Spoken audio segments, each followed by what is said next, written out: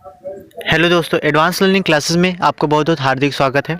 आज के इस वीडियो में हम लोग देखेंगे कि दाहिने हाथ का नियम क्या होता है। तो एक्चुअली दाहिने हाथ का नियम या फिर बात करें या फिर बाएं हाथ के नियम का बात करें, फिर कॉर्क स्क्रू नियम की बात करें, तो इन सब नियमों का हम लोग प्रयोग करते हैं कि जब किसी कंडक्टर में हमारा करंट का फ्लो होता है तो उसके तरफ जो मैग्नेटिक फील्ड बनती है उसकी डायरेक्शन क्या है, इसका पता करने के लिए हम लोग किसके दाहिने हाथ का नियम या फिर लेफ्ट हैंड रूल या फिर कॉर्क स्क्रू नियम इन सब का प्रयोग करते हैं। ठीक है ना दोस्तों। तो अगर सिंपल से अगर इसकी डेफिनेशन लिखने की कहा जाए तो यदि अंगूठा तार में बहने वाली धारा की दिशा में रखें तो मुड़ी हुई अंगुलियां क्या हो, मुड़ी हुई अंगुलियां, ये जो उंगलियां मुड़ी हुई हैं ये किसकी तो उत्पन्न चुंबकीय क्षेत्र की दिशा को बताती हैं। सिंपल से जैसे ये हमारा क्या है, एक कंडक्टर है और इस पर करंट का फ्लो ऐसे हो रहा है। ठीक है दोस्तों। तो हमने क्या किया कि इस तरीके से हमने अपनी अंगुलियां मोड़ी और इस तरफ से जिस तरफ से हमारा करंट फ्लो हो रहा है उस तरफ हमने अपने अंगूठे को रखा और इस तरीके से हम करके हम लोग किसी भी कंडक्टर पे फ्लो यानी कि उसके चारों तरफ बन रहे मैग्नेटिक फील्ड की डायरेक्शन को पता कर सकते हैं।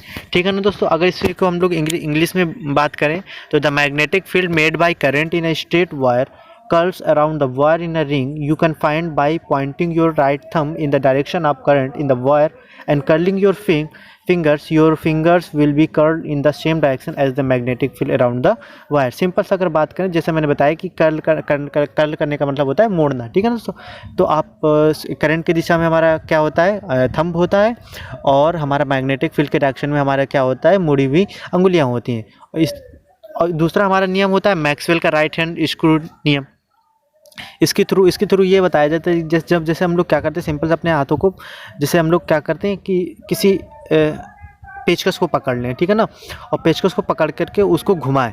ठीक है ना। तो जिस डायरेक्शन में हमारी अंगुलियां घूमती हैं उस डायरेक्शन में हमारा डायरेक्शन किसको बताता है, मैग्नेटिक फील्ड्स ऑफ लाइन को बताता है। ठीक है ना दोस्तों। यानी चुंबकीय बल रेखाओं को बताता है।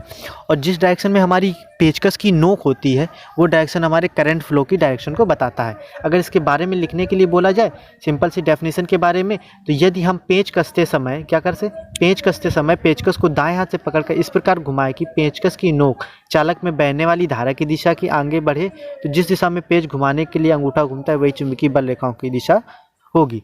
सिंपल सी। तो इस तरीके से मैं आशा करता हूँ ये आपको समझ में आ गया हो, बहुत कोई टफ नहीं है। बस मैं आपको ये क्या है कि आपको बेसिक इलेक्ट्रिकल मैंने बहुत ही अच्छे से और एक एक टॉपिक पूरा करवाने के लिए रखा है। ठीक है दोस्तों। तो मैं अपनी तरफ से कोई भी टॉपिक नहीं छोड़ूंगा और ये सारे के सारे पॉइंट्स हमारे ये फिर नियम है, ये आपके सेमेस्टर एग्जाम्स के लिए बहुत ही मोस्ट इम्पॉर्टेंट है जो कि आते हैं।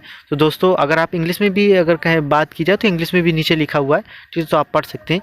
अगर दोस्तों आपको ये कुछ भी इसमें कोई डाउट हो तो प्लीज़ हमें कमेंट करके पूछ सकते हैं। मैं आपके डाउट को सॉल्व करने की अपनी पूरी कोशिश करूंगा।